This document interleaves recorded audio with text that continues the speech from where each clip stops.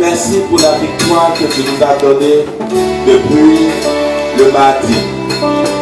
Seigneur, nous sommes au terme de cette semaine. J'ai pris que cette nuit soit une nuit de victoire, une nuit de paix, une nuit de grâce, une nuit de révélation au nom de Jésus-Christ de Nazareth. La Bible déclare que le diable rôde là où se trouvent les enfants de Dieu cherchant qui dévorer. J'ai pris que tout oiseau qui va survoler cette salle pendant ce moment soit foudroyé au nom de Jésus-Christ de Nazareth. Que toute puissance de la sorcellerie qui va vouloir travailler en ce lieu soit neutralisée au nom de Jésus-Christ de Nazareth. Je libère l'atmosphère spirituelle de cette salle au nom de Jésus. J'ai pris que seul le Saint-Esprit soit en mouvement en ce lieu au nom de Jésus-Christ de Nazareth. Seigneur, nous sommes venus recevoir des cadeaux. Que chacun reparte satisfait. Que chacun reparte délivré. Que chacun reparte guéri.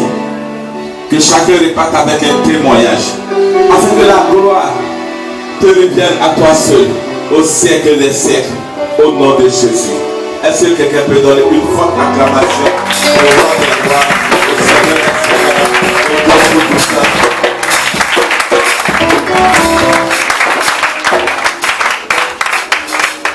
Que ça soit. Tu peux me rappeler le thème du premier jour? C'était quoi? Le thème du premier jour? Oui. Les obstacles à nos bénédictions. Alléluia. Ok. Aujourd'hui, nous allons parler des obstacles à notre défaite. Amen. C'est normal, mais ce n'est pas normal. Comme première chose, on a vu les obstacles à nos bénédictions. On va parler aujourd'hui des obstacles à notre défaite. C'est-à-dire, quand tu as voulu échouer, il y a des attitudes qu'il faut adopter pour ne pas être dans la défaite. Nous prenons nos Bibles dans le livre de 1 Samuel, du verset 1 au verset 20.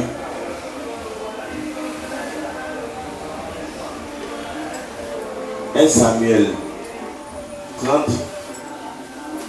du verset 1 au verset 20. Je vais demander à la responsable de la communication de nous faire la lecture.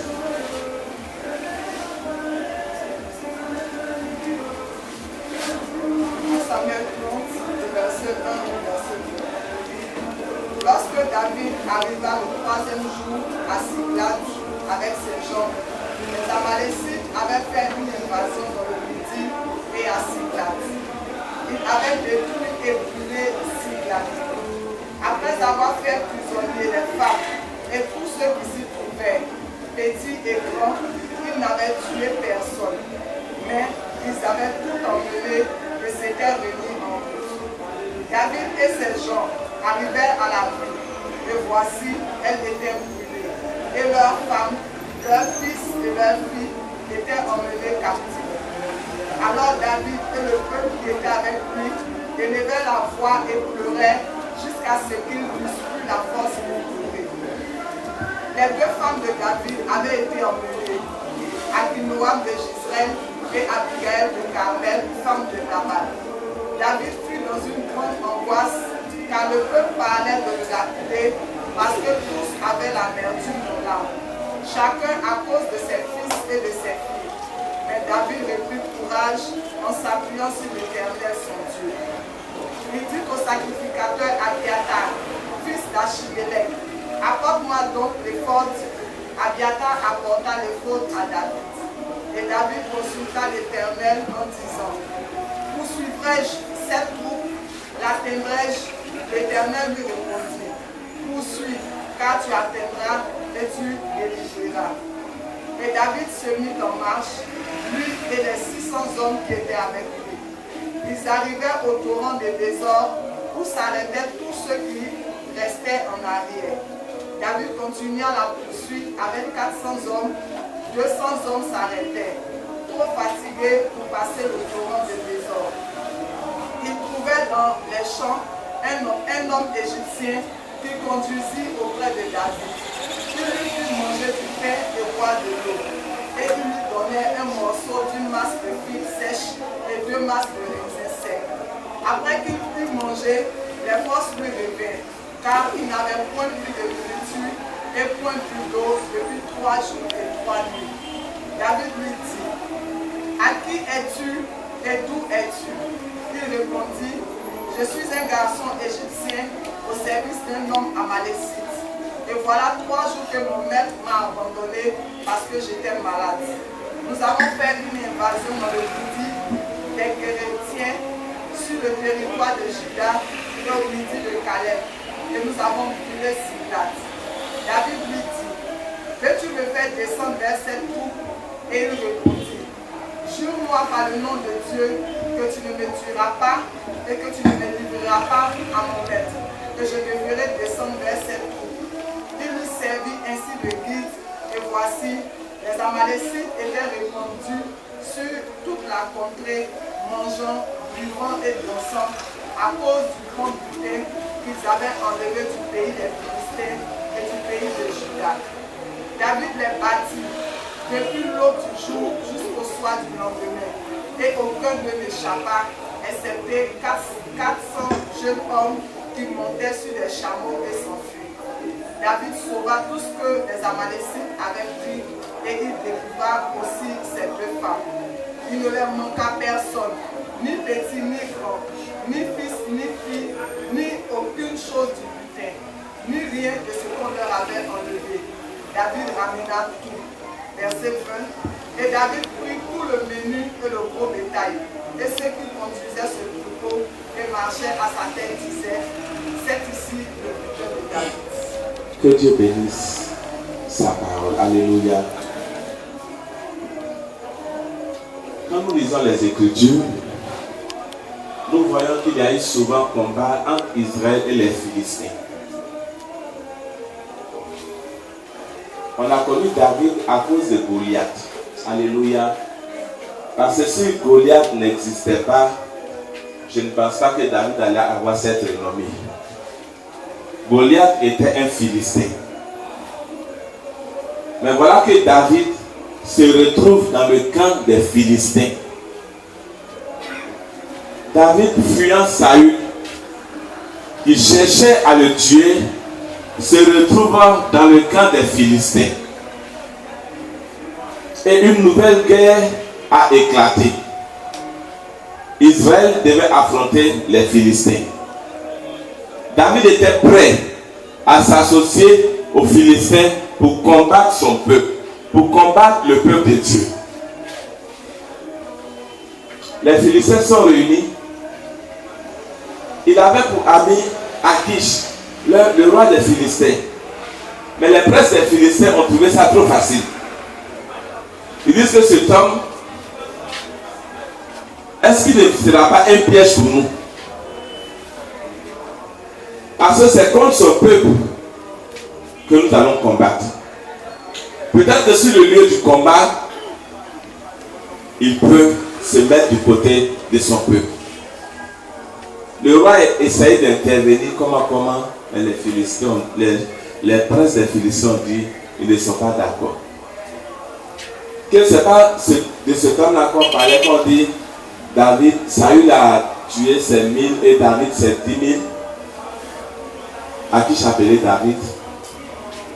Il a dit à David, je t'aime bien, tu es bon, tu es intègre, mais mon peuple ne veut pas t'associer à ce combat. Mais pendant ce temps, pendant qu'ils étaient en train de discuter, pendant qu'Israël était réuni et que les Philistins étaient réunis, quelque chose s'est passé à Siglat. J'espère que je prononce bien. Alléluia. Je prononce bien. Les Amalécites sont arrivés. Ils ont constaté que l'armée n'était pas là. Donc ils ont tout ravagé. Ils ont brûlé la ville. Ils ont pris les enfants, les femmes, les hommes qui étaient là. Ils sont partis avec eux. Est-ce que spirituellement, tu n'as pas volé quelque chose? Est-ce que physiquement, un Amalécite n'est pas passé dans ta vie pour te voler ce qui était précieux? au verset 4, ils ont pleuré. Quand ils sont revenus, qu'ils ont constaté, verset 4 à verset 8, j'ai lu le verset 3, David et ses gens arrivaient à la ville et voici, elle était brûlée, et leurs femmes, leurs fils et leurs filles étaient amenés captifs. Alors David et le peuple qui était avec lui élevaient la voix et pleuraient jusqu'à ce qu'ils n'eussent plus la force de pleurer. Dis à quelqu'un, ce n'est pas la solution. Ils ont pleuré, pleuré, pleuré. Et c'est comme ça que tu pleures matin, midi, soir. Il suffit que tu sois seul, tu commences à pleurer. Quand les gens sont là, tu ris. Mais quand tu te retrouves dans ta chambre, tu commences à pleurer. Tu pleures jusqu'à ce que les larmes ne coulent même plus. On dit n'avait plus de force pour pleurer.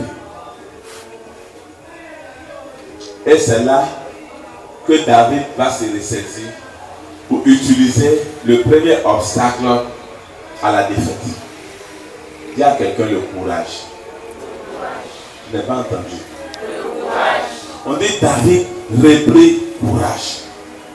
Alléluia. Pour être victorieux, il faut être courageux.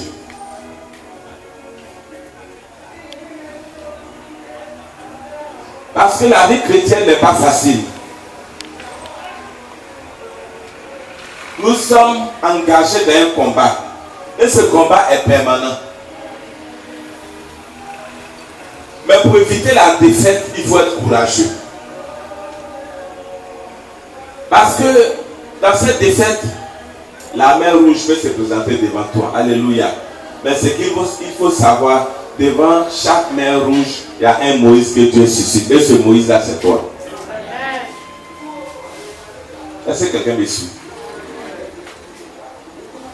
Devant ce qui peut être considéré comme la mer rouge, Dieu va susciter un Moïse. Et ce Moïse-là, c'est toi.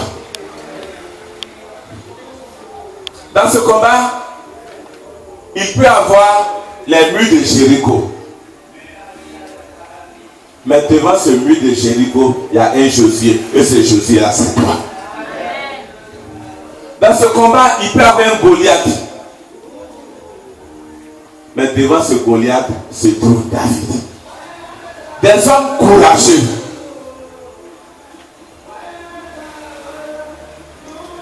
La vie chrétienne n'est pas pour les enfants.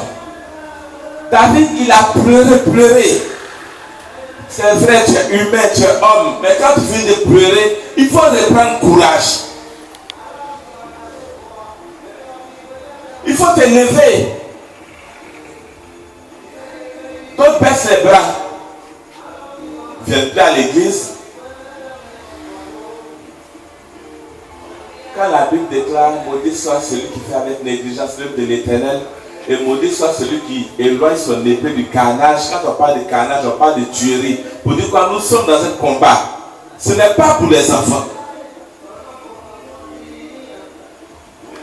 Pour entrer dans une bénédiction, tu as besoin d'être courageux. Si un peu seulement tu es découragé, les bénédictions sont d'abord spirituelles avant d'être matérielles. Quelquefois, mais la bénédiction est en train de marcher vers toi. C'est là que toi, tu te décourages. Tu dis non, cette situation a trop duré. Quand la situation a trop duré, on dit écris la prophétie sur la table de ton cœur, car elle marche à son terme. Alléluia.